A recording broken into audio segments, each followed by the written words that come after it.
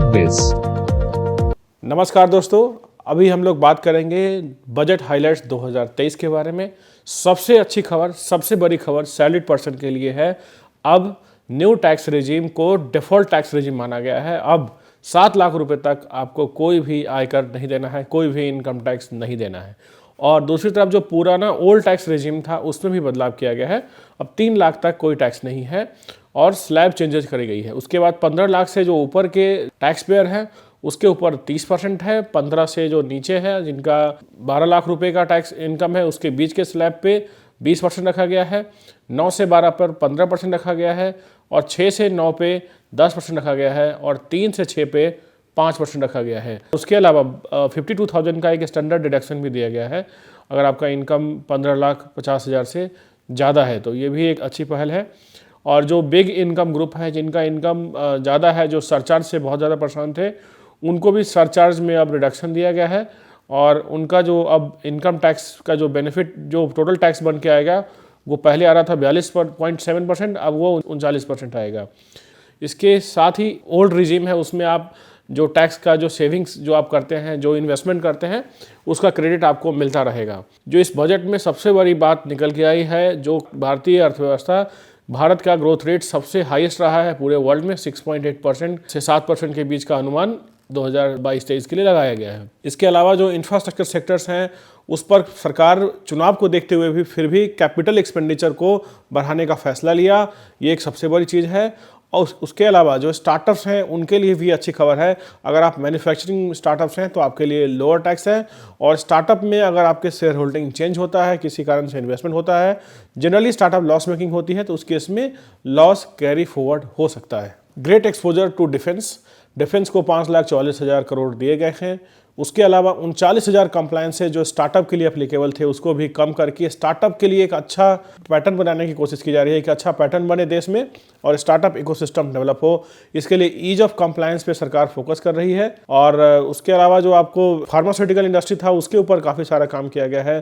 Pharmaceutical के research पर सरकार इन्वेस्ट करने का प्लान कर रही है। दूसरी तरफ रेलवे में बहुत ज़बरदस्त ग्रोथ देखा गया इस बजट में। रेलवे का जो कैपेक्स है वो 2,40,000 तक दिया गया है, जो 9 टाइम्स ज़्यादा है 2013 से। इसके अलावा गवर्नमेंट जो है बहुत सारे स्कीम्स हैं उस पर अच्छा काम कर रही है। सबसे बड़ी चीज़ जो IPF को लेकर के था, बहुत सारे ऐसे लोग हमारे देश में हैं जिनका शेयर्स लॉस्ट हो गया है, जिनको पता नहीं है कि उनके किसी पेरेंट्स या उनके कोई पूर्वजों ने शेयर रखा हुआ है। उनके लिए सरकार अब इन्वेस्टर एजुकेशन प्रोटेक्शन फंड जो बना हुआ था उसको अब पूरा डिजिटलाइज करने जा रही है, तो शेयर रिकवरी करना अब आसान होगा और जिनके पैसे फंसे हुए उनको निकालना भी बहुत आसान हो जाएगा। अब इस पर भी सरकार ने काम किया है।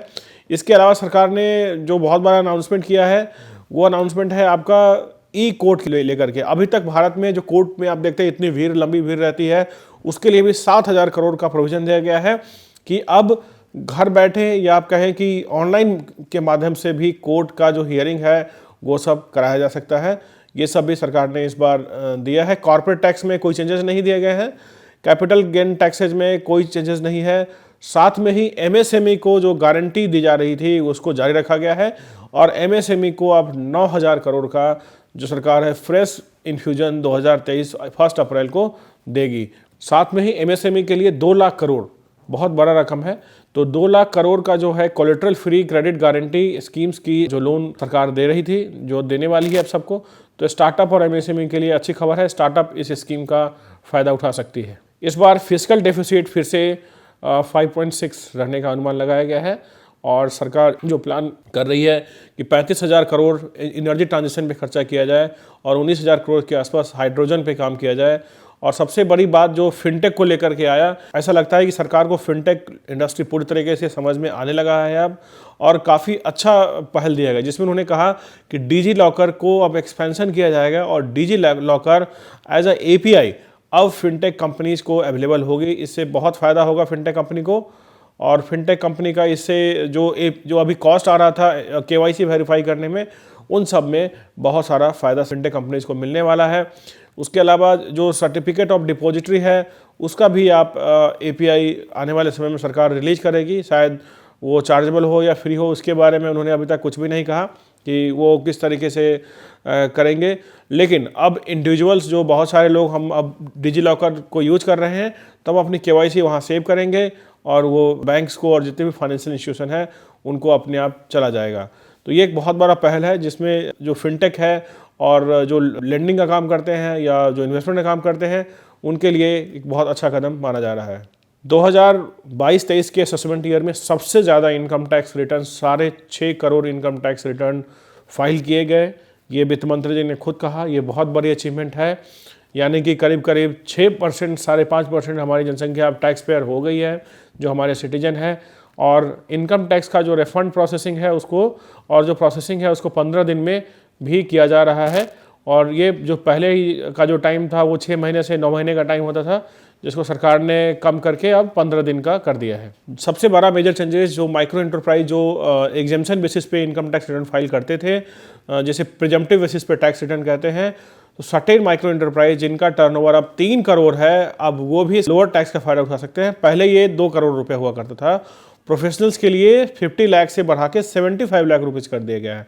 तो लेकिन इसमें कंडीशन ये है कि आपका 5% टर्नओवर का मैक्सिमम जो है कैश सेल हो सकता है या उससे आपको कम रखना पड़ेगा, तभी आप प्रिजम्पटिव इनकम टैक्स का बेनिफिट ले पाएंगे। अगर आप कोई भी मैन्युफैक्चरिंग कंपनी बनाते हैं तो अब आपको सिर्फ 15% इनकम टैक्स देना होगा और साथ में ही आप स्टार्टअप के बेनिफिट ले सकते हैं। और स्टार्टअप को लेकर के सरकार ने यह भी कहा कि वो स्टार्टअप के लिए एक अलग से फंड जारी करेगी जो स्टार्टअप इंडिया के माध्यम से जारी किया जाएगा, जो एलिजिबल स्टार्टअप्स हैं उसको। बजट पे जैसा भी आपका फीडबैक हो आप कमेंट कीजिए, कोई भी क्वेश्चन हो बजट से रिलेटेड आप हमारे चैनल को सब्सक्राइब कीजिए, क्वेश्चन पूछिए, हम लोग रिप्लाई करेंगे। और don't forget to subscribe our channel corebase.io। Thank you very much.